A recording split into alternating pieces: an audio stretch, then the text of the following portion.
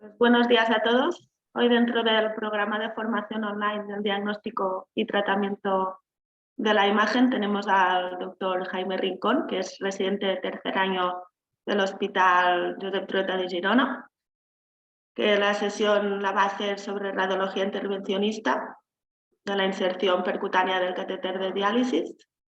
Y recordad que las preguntas las podéis escribir en el chat y al final las comentamos. Así que cuando quieras, Jaime. Vale, muchas gracias, Keral. Ahora comparto la pantalla. A ver si se ve. Vale, ahora se ve, ¿verdad? Sí, perfecto, Jaime. Vale. ¿Qué tal? Buenos días a todos. Bueno, voy a hablar sobre la implantación percutánea del catéter de diálisis peritoneal. A modo de introducción, sabemos que la diálisis peritoneal es una excelente opción para el soporte de muchos pacientes con insuficiencia renal crónica en estadio terminal, y que uno de los factores que contribuyen al éxito es la correcta colocación, cuidado del catéter, así como el manejo de las complicaciones del mismo, ¿no? Y en este esquema vemos, bueno, en qué consiste la diálisis peritoneal, que se puede hacer desde la casa, es mucho más costo efectiva respecto de otras técnicas de diálisis, y que vemos esquemáticamente en este dibujo como la membrana de diálisis peritoneal permite el intercambio de fluidos para que el paciente haga su tratamiento. Las técnicas empleadas para la colocación del catéter son muy variadas. Yo aquí enumero 3 de las principales y comienzo por la primera, que es la que voy a explicar y en la que me voy a enfocar en esta presentación, que es la punción percutánea con técnica de Seldinger, bajo guía fluoroscópica y en nuestro caso también bajo guía ecográfica. También existen otras opciones como la cirugía abierta, laparotomía, la laparoscopia, o incluso hay nuevas técnicas que permiten, o bueno, no tan nuevas, que permiten un abordaje mini laparoscópico. No sé, en los estudios que existen hasta el momento, los estudios importantes, no se ha demostrado superioridad de ninguna técnica sobre la otra, y esto, la técnica se elige dependiendo de la experiencia y los recursos del centro, y teniendo en cuenta también las características y los antecedentes del paciente. Es decir, los pacientes que tienen antecedentes quirúrgicos muy importantes, que tienen bridas, que tienen antecedentes quirúrgicos muy importantes, se ha descrito que se prefieren las técnicas quirúrgicas, porque además se puede dar tratamiento de alguna brida, de alguna adherencia, respecto a las técnicas intervencionistas. Entonces es muy importante elegir bien al paciente y, por supuesto, la experiencia del centro. En cuanto al catéter que elegimos, existen distintos tipos de catéter. Hoy hay un consenso general en que los catéteres tienen que ser de silicona, que estos son los más seguros y los que tienen menos complicaciones de rupturas, de que pierdan calidad con el tiempo y demás. Además, los catéteres pueden tener una morfología recta, como vemos aquí en la parte superior, o con una punta en espiral. Y además pueden tener curvaturas ya prediseñadas entre ambos CUF. Los CUF, que es esto que vemos aquí esquemáticamente, son unos materiales que lo que van a producir es una irritación de los tejidos adyacentes, creando un tejido fibroso que sirve como anclaje del catéter a la pared abdominal, también como barrera para evitar la pérdida o las fugas de solución de líquido de diálisis, y también como obstáculo para la entrada de gérmenes externos. Se sabe, en la mayoría de estudios se ha demostrado que los catéteres que tienen 2 CUF presentan menor tasa de complicaciones infecciosas versus los catéteres que tienen un CUF. Y el catéter y su localización deben ser ajustados a la anatomía y la morfología de cada paciente. En general, el equipo de nefrología es quien hace la medición del catéter y nos los pasa a nosotros, el equipo de radiología, para la implantación posterior. Y es así que sabemos que hay distintos tipos de anatomía en los pacientes, pero en general se sabe que la línea del cinturón normalmente las mujeres las tienen por arriba de las crestas ilíacas, y es por eso que se prefiere respetar siempre la línea del cinturón y ponerla por debajo. En cambio, en los hombres esta línea del cinturón es más baja y se prefiere, por comodidad y para que el catéter no disfuncione, ponerla por arriba. Asimismo, los pacientes que tienen aumento del perímetro abdominal se prefieren unas inserciones y catéteres más largos para evitar los pliegues abdominales, como vemos en estas figuras de acá abajo. También es cierto que esta técnica se debe ajustar a la experiencia del paciente, y que los catéteres normalmente lo que hacemos es, antes de que el paciente se inserte el catéter, se realiza una medición del catéter con respecto al abdomen del paciente para que no quede demasiado largo ni demasiado corto. Sabemos que el orificio de incisión por el cual se va a introducir el catéter normalmente se utiliza la línea paraumbilical, que puede ser de ambos lados, y se utilizan como referencias anatómicas la espina ilíaca anterosuperior, donde normalmente a esa altura, o en general cerca de esa altura, se hace el orificio de incisión, y como referencia distal se toma el pubis. Esquemáticamente vemos que el catéter va a tener una porción intraabdominal, que es esta que vemos aquí, después va a tener el cuff profundo, la parte tunelizada que es subcutánea, y el cuff más superficial, y después va a tener la salida por la piel. Como vemos aquí ya en una fotografía real, vemos la porción tunelizada, el sitio de salida, y vemos aquí ya suturado el sitio de incisión o punción. Y muy esquemáticamente, la pared abdominal se observa como el cuff se ve el cuff más profundo y el cuff más superficial, que en realidad esto es muy esquemático porque este cuff más proximal puede variar en la ubicación dependiendo de la elección del equipo de implantación, y también este cuff superficial lo dejamos siempre más arropado de una mayor cantidad de tejido subcutáneo y de piel para evitar su salida. Bueno, ahora comenzaremos con los pasos de manera ordenada en los cuales se realiza el procedimiento y también la descripción de los materiales que utilizamos. Primero, evidentemente, preparamos la mesa de trabajo, posteriormente realizamos la limpieza del paciente y además colocamos los campos estériles. Posterior a eso vamos a elegir el sitio de punción, que lo elegimos tanto anatómicamente como por vía ecográfica. Y como vemos en esta imagen, se usa la línea paraumbilical. Posteriormente, con el ecógrafo, lo que hacemos es ver la pared abdominal, que en este caso, de manera esquemática, vemos que tenemos el tejido subcutáneo, la capa muscular, que en este caso sería el músculo recto anterior, el peritoneo, y vemos las asas intestinales con aire en su interior y la grasa peritoneal. En esta otra imagen observamos una asa intestinal con contenido líquido y la grasa peritoneal adyacente. Y en esta imagen de la derecha lo que podemos observar es la arteria epigástrica, que por supuesto hay que evitarla y buscar una localización que la evite para que sea más segura y evitar el riesgo de sangrados. Siguiente paso es realizar la punción. Primero hacemos una anestesia local y la punción tiene que hacerse en un ángulo de 45 grados respecto a la piel y apuntando en dirección hacia la pelvis, como vemos en esta figura, en esta foto.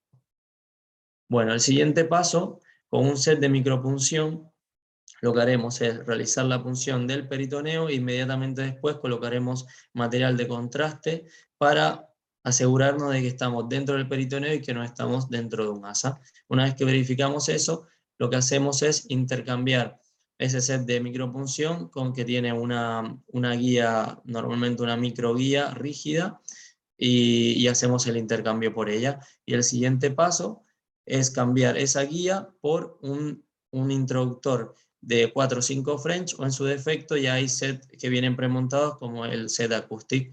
Se coloca este set, se vuelve a realizar una nueva comprobación con guía fluoroscópica para ver que sigamos en el peritoneo, y una vez que lo comprobamos, el siguiente paso, bueno, obviamente volvemos a hacer otras fotos, comprobamos que estamos bien en peritoneo, que llega el líquido hasta el espacio de Douglas, y además de eso, esto nos servirá como guía para saber hacia dónde tenemos que orientar la guía hidrofílica. Siguiente paso es intercambiar este introductor por una guía hidrofílica, que en general usamos nosotros una guía Steve.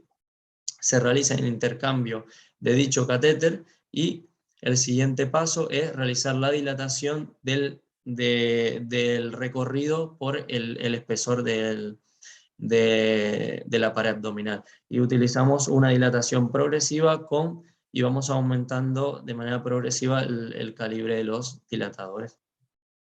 Bueno, el siguiente paso es colocar un catéter pelable, el cual vamos a orientar a través de esta guía y lo vamos a llevar hasta la pelvis, y en este caso hasta el espacio de Douglas, y hacemos una comprobación fluoroscópica para asegurarnos de que estamos en distintas proyecciones, para asegurarnos que estamos en la pelvis. Posteriormente, este es el catéter pelable, que es un catéter, como su nombre le indica, que permite abrir el catéter y por dentro de este catéter pelable introducir lo que va a ser el catéter peritoneal, que es este que vemos aquí, con la guía en su interior. Esta maniobra la solemos hacer con dos operadores, uno que realiza el movimiento de pelar el catéter y otro que introduce el catéter de diálisis peritoneal, para que quede con este cuff profundo inmediatamente, en nuestro caso, posterior a la fascia muscular, y de esa manera que quede bien adherido. Una vez que terminamos de pelar este catéter, dejamos el catéter peritoneal en su posición, volvemos a comprobar que el catéter peritoneal está con el extremo distal a nivel del Douglas, y el siguiente paso es, aquí vemos el catéter peritoneal con el cuff superficial aquí. El siguiente paso es realizar la tunelización, que se realiza con este material, con este objeto que es un tunelizador, que en este caso es metálico, y se puede hacer tanto por vía anterógrada como retrógrada. En esta imagen lo que vemos es una tunelización por vía retrógrada. Primero colocamos anestesia en todo el trayecto del catéter, y lo siguiente es hacer el tunelizado, que hay que tener mucho cuidado de tunelizar para no dejar que un tracto muy superficial, porque hay riesgo de ulceración y decúbito, y tampoco dejarlo muy profundo. Posterior a esta tunelización, como vemos en estas imágenes, lo que hacemos es conectar el tunelizador con el catéter, con el extremo proximal del catéter, y lo arrastramos por el túnel hasta que finalmente, como vemos en la foto, va quedando bien posicionado. Una vez que está bien posicionado, realizamos la sutura del orificio de inserción del catéter. Como vemos aquí, en nuestro caso usamos un Vicryl, primero para el tejido subcutáneo, y después usamos una sutura a nivel de la piel, y lo que hacemos es un punto en U, como vemos en estas imágenes. Finalmente, una vez que terminamos, comprobamos que el catéter está bien posicionado, localizamos por palpación los cuff, y el siguiente paso, vemos que no hayan hematomas, que no hayan complicaciones locales inmediatas, que no hagan fugas. Ponemos pegamento a nivel del orificio de salida, no ponemos sutura, así después voy a explicar un poco esto. Y vemos la salida en esta foto, la salida espontánea del líquido peritoneal. Hacemos una última verificación, vemos que el catéter funciona bien, que está bien localizado, que se comprueba una correcta instilación y correcta aspiración del mismo, y finalizamos el procedimiento. Terminamos de montar el sistema del catéter para la diálisis peritoneal, hacemos una limpieza y lo dejamos cubierto para que después el paciente ya se pueda ir y pueda, bueno, hacer el seguimiento por nefrología. Cuanto a las recomendaciones post-colocación, para disminuir el riesgo de fuga de líquido, se recomienda esperar al menos 2 semanas antes del inicio de la diálisis peritoneal, o en su defecto, iniciar diálisis con bajos volúmenes en una posición supina, como vemos en esta foto. Bueno, y ahora voy a hablar un poco de las complicaciones de esta técnica y las complicaciones de la diálisis peritoneal en general.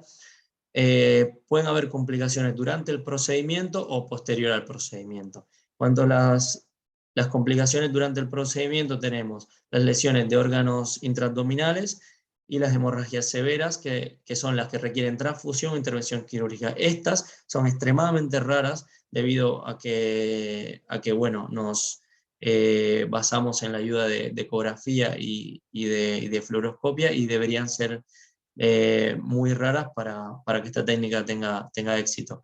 Y después, las complicaciones posteriores al procedimiento pueden ser infecciosas, pueden ser por migración del catéter, por mal posicionamiento del catéter o por oclusión del mismo.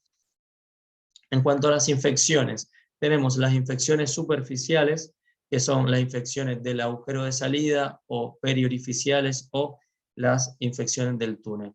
En general, para las infecciones del orificio de salida, lo que hacemos es dar un tratamiento antibiótico, eso lo hace el equipo de nefrología, da un tratamiento antibiótico empírico, hace un seguimiento de la infección del paciente, y si no mejora, o si no responde al tratamiento, se suele utilizar la ecografía como método de imagen para identificar una infección del túnel, que normalmente se ve con una colección líquida alrededor del catéter en el trayecto del túnel.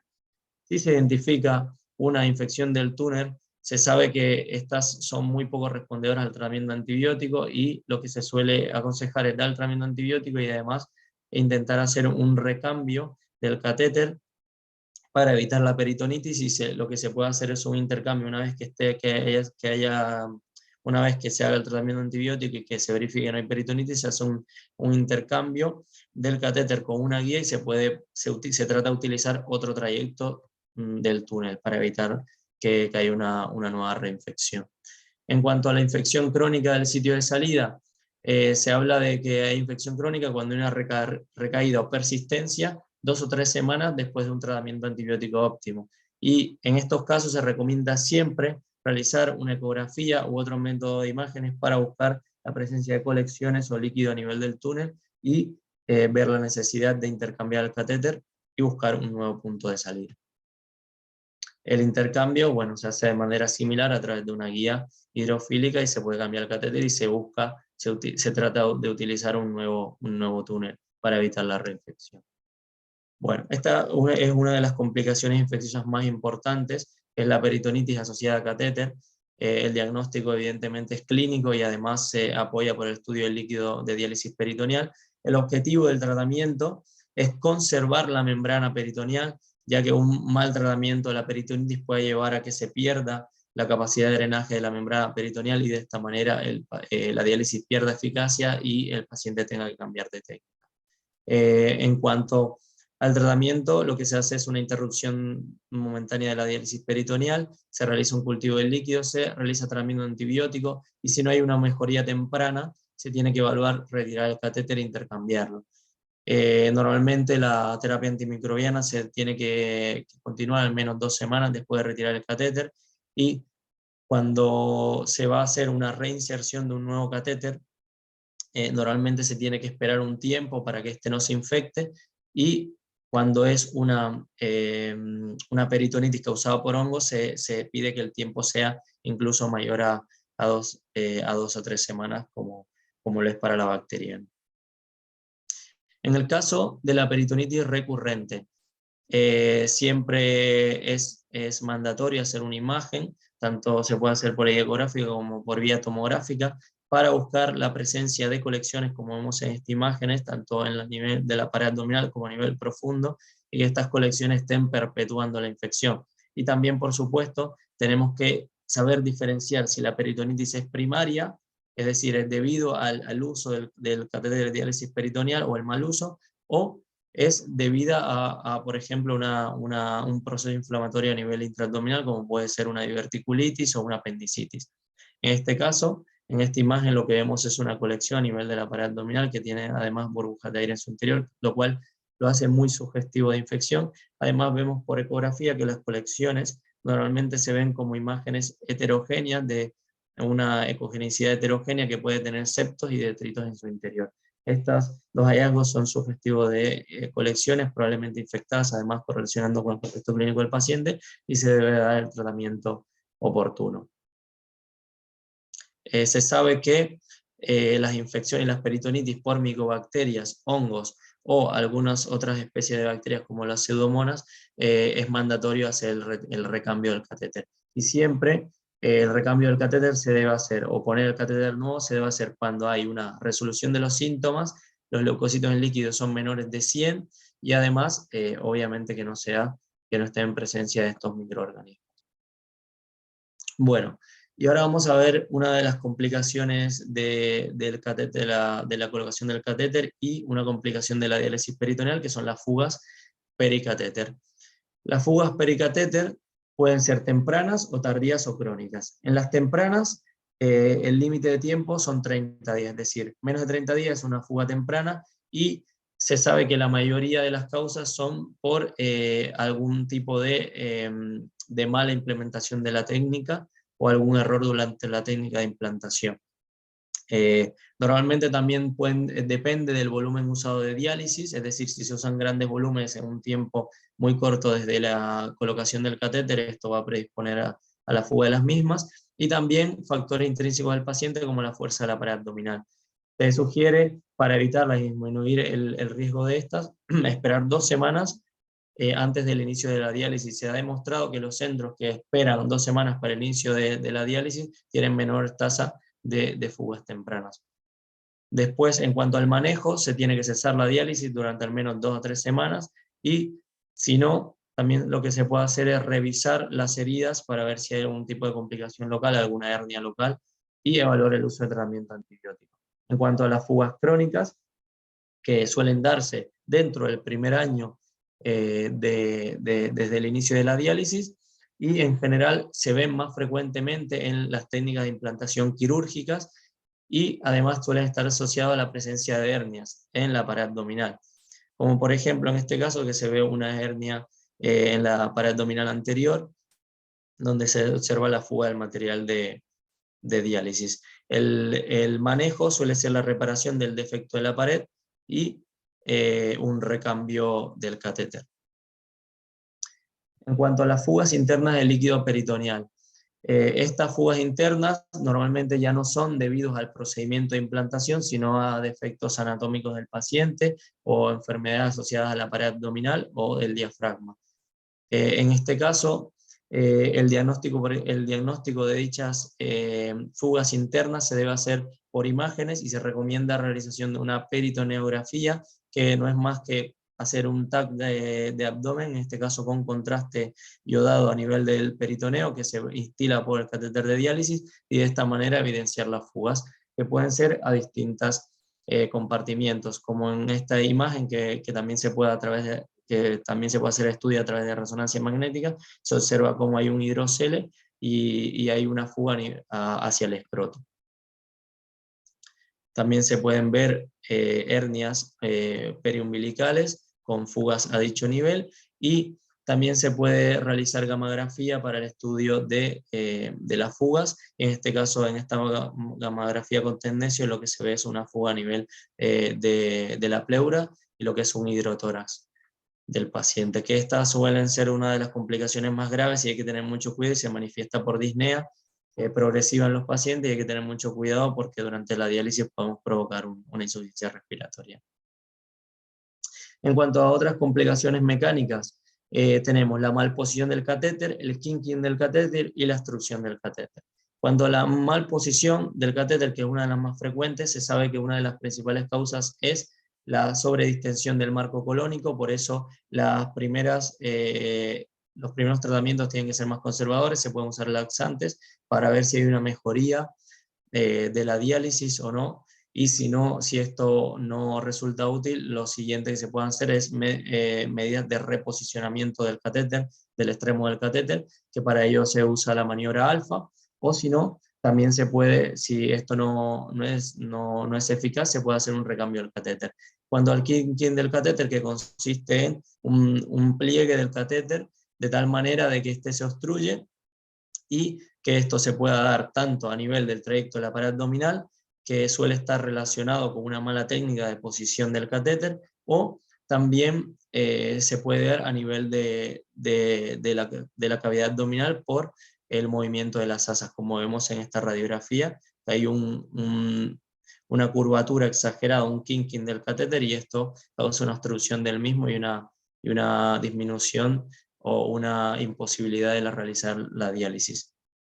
Además, tenemos la obstrucción del catéter, que generalmente se debe a la presencia de detritos intraluminales, y que el tratamiento normalmente se puede iniciar con suero, instilación de TPA a nivel del catéter, y si esto no funciona, no se destapa el catéter, el siguiente se pueden acudir a maniobras intervencionistas como la maniobra FI o el recambio.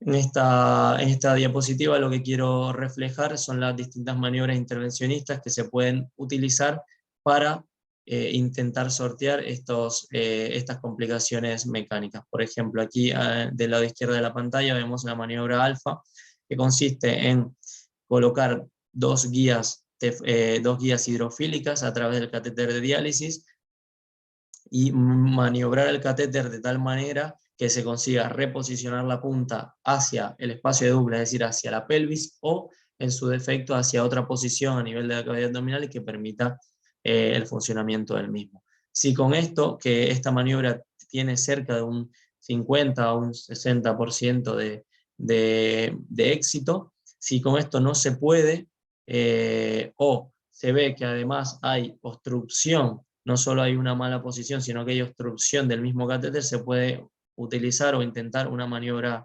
de foraminoplastía o maniobra FI, que lo que intenta es, a través de un pequeño catéter con un balón en su región distal, es abrir y desobstruir dicho catéter. Si esto no es posible, bueno, obviamente se optará por el recambio del catéter. ¿Cuál es el objetivo respecto a las complicaciones de los catéteres, de la implantación de los catéteres? Bueno, el objetivo es que la duración de esto sea mayor de 12 meses, al menos en el 95% de los pacientes.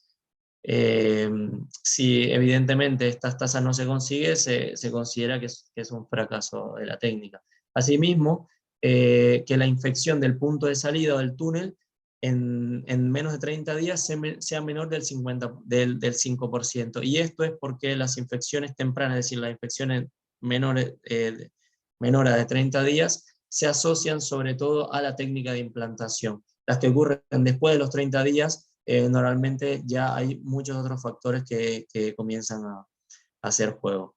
Y otro de los objetivos es que la peritonitis en menos de 30 días sea menos de un 5% de los pacientes. Que la lesión de vísceras abdominales sea menor de un 1% y que la hemorragia significativa sea menor al 1%.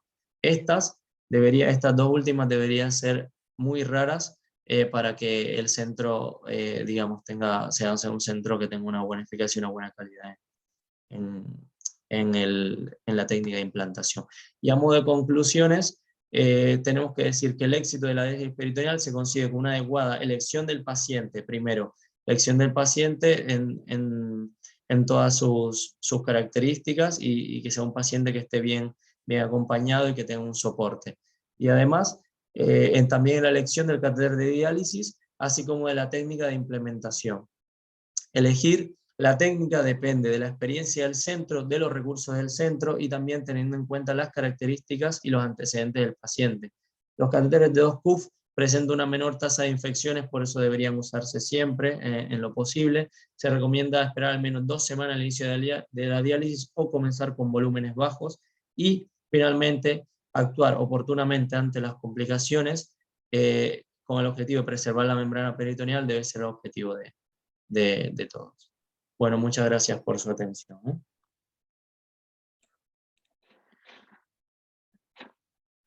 Muchas gracias, Jaime. Yo creo que lo has explicado muy bien. Y si te parece, vamos a las preguntas. Sí. Hay unas cuantas. Dejo de compartir la pantalla, ¿no? Vale, sí, como quieras. Dejar de compartir. Listo.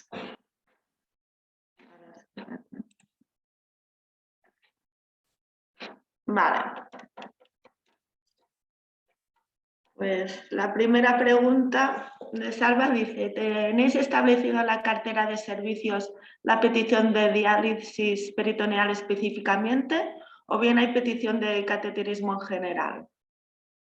Hay una petición de intercambio de colocación de catéteres que me parece que es general, no sé si hay algún miembro del equipo de intervencionista del hospital, pero creo que dice colocación de catéteres en general y hay una que dice recambio de catéteres. Creo que no Sí. dice, no sé si Hola, alguien... Sí. hola, buenos días, soy Diego Preciado, también del equipo de intervencionista del Trueta, que le ha supervisado a Jaime un poco la presentación. Y nada, decir que sí que tenemos una prestación que dice reservorio de catéter para diálisis peritoneal, al cual los nefrólogos ya tienen un preconfigurado y luego si necesitan una revisión tenemos también la petición de revisar catéter excluyendo los venosos. Sí. Perfecto, gracias Diego.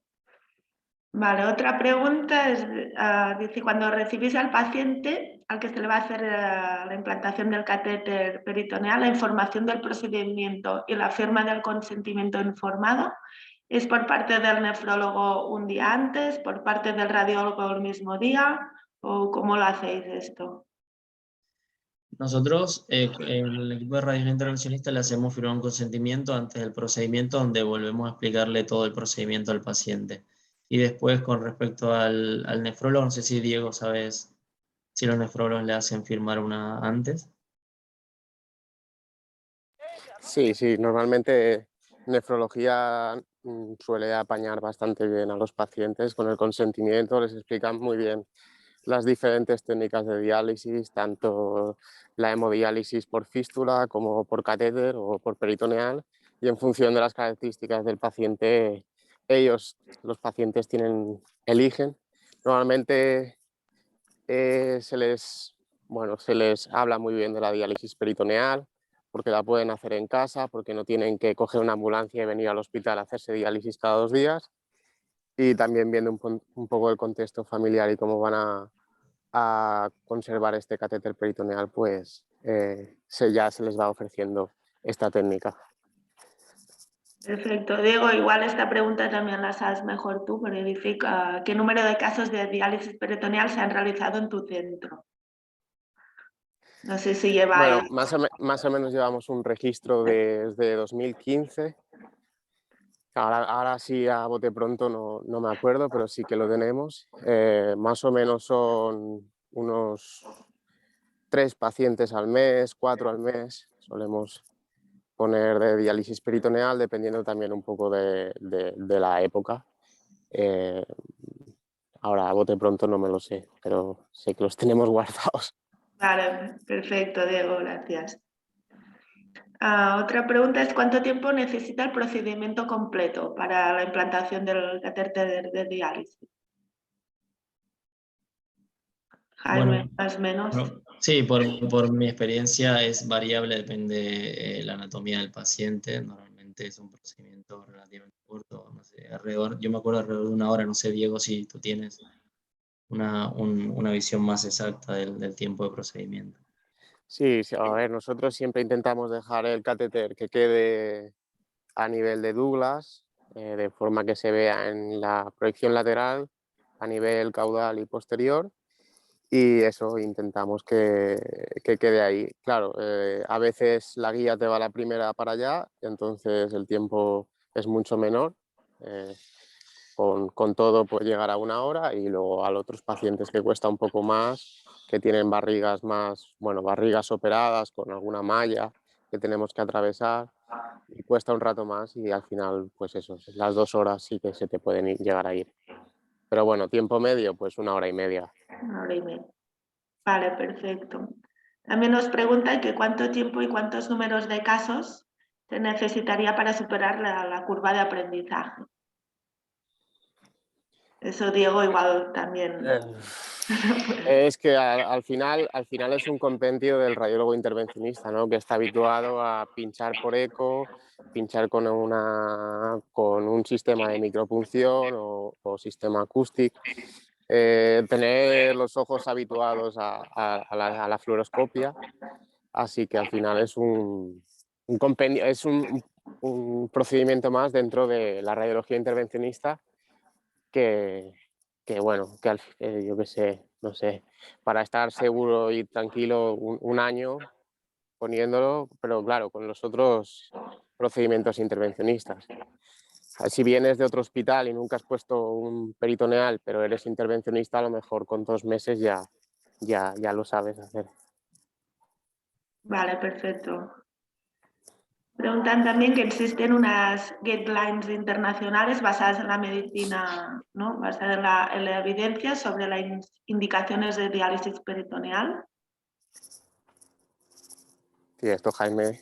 Bueno, o sea, la indicación de diálisis peritoneal, eso es más trabajo del nefrólogo, normalmente elige al paciente de acuerdo a sus características físicas, y además cómo ve el soporte del paciente, si tiene apoyo en un entorno familiar o si es un paciente que va a ser capaz de entender el procedimiento, porque un procedimiento que hace desde casa y tiene mucho protagonismo, todo el protagonismo del paciente. Asimismo también ve si el paciente tiene o no alguna dificultad para otro tipo de diálisis. Entonces eso es más trabajo del nefrólogo normalmente. Pero bueno, la pregunta directa, si hay unas guidelines, sí que hay unas guidelines europeas de diálisis peritoneal. Vale, perfecto. Preguntan también que cuáles son los principales retos durante los próximos años en la implantación del catéter. Supongo que hay cosas a mejorar, ¿no? Sí. Con respecto a la pregunta anterior, antes de comenzar con esta, sí, yo no he entendido la pregunta. O sea, si existen guías internacionales, como digo, sí que existen. Están las guías internacionales de diálisis peritoneal, que las siglas son ISPD, y son, bueno, una de las que usé para la bibliografía para esta presentación. Y esta pregunta que me decías ahora, es que si ¿me la puedes repetir, Gerard? Sí, ¿cuáles son los principales retos durante los próximos años en relación a la implantación del catéter? ¿No? Supongo que hay cosas a mejorar, ¿no? Bueno, yo creo que el principal reto es que hacer más universal el uso de la técnica de implantación por guía fluoroscópica y ecográfica, porque además de tener menores costos con respecto a otras técnicas, es una técnica que no está universalizada, que no se usa en todos los centros y que yo creo que debería aumentarse el uso. Perfecto, Jaime. Otra pregunta es cómo es la calidad de vida de estos pacientes. Si pueden hacer vida normal, pueden hacer deporte con el catéter. Bueno, pueden hacer vida normal, no sé hasta qué nivel o intensidad de deporte pueden realizar, pero creo que pueden hacer la misma vida que hacían antes de poner el catéter. O sea, si el paciente podía hacer deporte antes, puede seguir haciendo deporte, eso no es ningún impedimento. Sí, además no tienen que acudir al hospital a hacerse la diálisis, a no ser que, bueno, al principio hacen un entrenamiento en el hospital, pero luego ya lo hacen en casa. Y sí, sobre todo lo que más importa es a los pacientes, más que eso, es vida normal y vida laboral. Y eso se consigue con la diálisis peritoneal. Perfecto. Nos preguntan también, en vuestra experiencia, ¿en qué medida la interacción entre el paciente y la atención a sus preferencias, como por ejemplo la ubicación del catéter, mejora los resultados a largo plazo del mantenimiento del catéter? O sea, el paciente decide alguna cosa aquí en relación, pues eso, por ejemplo, dónde colocar el catéter. Bueno, siempre hay que tener en cuenta un poco el oficio del paciente, la anatomía del paciente y demás, porque lo más importante es que el catéter dure, y para que el catéter dure tiene que estar cómodo, no le tiene que molestar al paciente, porque si se le molesta lo más probable es que se desprenda, se salga o se quinque, y después eso va a limitar la vida útil del paciente y, pues, digo, del catéter, y por tanto la vida de la diálisis peritoneal o el éxito de la diálisis peritoneal a largo plazo. Vale, genial. Preguntan, ¿hay algún tipo de paciente con más riesgo de complicaciones o fallo de la técnica, por ejemplo, en pacientes obesos o pacientes con contexto sociosanitario específico, al riesgo de fallo es mayor? Sí, normalmente, bueno, esto también lo hablé con los nefrólogos. Ellos ven los pacientes que son extremadamente obesos, que no tienen voluntad de descenso de peso. Estos ya se ha demostrado, los pacientes muy obesos está demostrado que tienen un menor éxito en cuanto a la diálisis peritoneal. Otro es los pacientes que no tengan un buen contexto socioeconómico y sobre todo familiar adecuado, que no tengan un apoyo para la diálisis peritoneal o que tenga o que tengan por ahí una dificultad para el entendimiento de la técnica. Estos pacientes no van a tener éxito. Y también desde el punto de vista más técnico, los pacientes que han tenido muchas cirugías abdominales, estos pacientes pueden tener bridas y pueden tener complicaciones, o que hayan tenido peritonitis y demás, son pacientes que van a tener menos éxito para la diálisis peritoneal, y también eso puede influir en la técnica de implantación del mismo. Vale. Preguntar, ¿es importante el rol del profesional de enfermería intervencionista en el éxito del procedimiento? Sí, por supuesto, y además para todos los procedimientos de intervencionismo, o sea, tener un equipo de enfermería intervencionista bueno, bueno, que sepa eso, purgar bien los catéteres, que tenga sobre todo un uso de la esterilidad y demás, es fundamental en todos los procedimientos intervencionistas y más en este procedimiento. Perfecto, Jaime. Nos pregunta la doctora Cristina García de la Vega desde el Hospital de Cáceres, que te agradecen la presentación, y querían preguntar cómo se accede al CUF interno para su retirada, cuando se precisa retirar el catéter. Bueno, por eso creo que lo puede responder más Diego, pero normalmente por los pocos casos que yo vi, lo que intentan es localizarlo primero por palpación, sobre todo porque nosotros en el centro lo dejamos afuera de la fascia superficial, pero bueno, las técnicas, los que hacen por vía quirúrgica evidentemente harán cerca del lugar de incisión la nueva incisión y ahí lo descubrirán. Eso depende de la técnica. Si el CUF profundo se deja superficial a la capa muscular, es mucho más fácil de localizar por palpación. Pero bueno, al final un poco hay variantes de gente de cómo lo prefiere hacer. Tú puedes volver a entrar por la cicatriz previa, que has visto que cuando te viene el catéter te queda una cicatriz previa de la inserción que has hecho antes, y lo que puedes hacer es abrir esa cicatriz, ir a buscar el primer CUF, o si no, también hay veces que disecan a través del túnel puedes llegar, por lo que dice Jaime, que intentamos dejarlo por encima de la fascia en vez de dentro del músculo para no tener que abrir el músculo otra vez y bueno, a veces es mucho más doloroso para el paciente. Pero sí, se pueden hacer las dos posibilidades. Depende un poco dónde esté el CUF. A veces nosotros empezamos por el túnel y tenemos que abrir por la cicatriz para irlo a buscar. Así que sí, tenemos que hacer otra vez una nueva incisión. Vale, perfecto, Diego. Pues veo que no hay más preguntas. Te dan la enhorabuena, Jaime, por la excelente Gracias a presentación. todos. No sé si Diego quieres añadir alguna cosa. Bueno, solo añadir que, bueno, gracias por la presentación. Yo creo que la diálisis peritoneal es algo muy bueno para los pacientes. Creo que para el hospital también se reducen los ingresos, también se reducen las veces que un paciente tiene que coger la ambulancia para hacer hemodiálisis. Las complicaciones son menores, lo único que hay que estar un poco encima del paciente, de que tome laxantes, de que, bueno, o que vaya a dietas con fibra, que cuide el catéter, que siempre esté lo más limpio. Al final son complicaciones del cuidado y de la función del paciente, del catéter, que más que una complicación pues, de estenosis venosas o problemas de los accesos vasculares. Así que creo que es una muy buena técnica que pueden dializarse en casa y creo que mejora mucho la calidad del paciente. Sí. Vale, Perfecto. muchas gracias, Diego.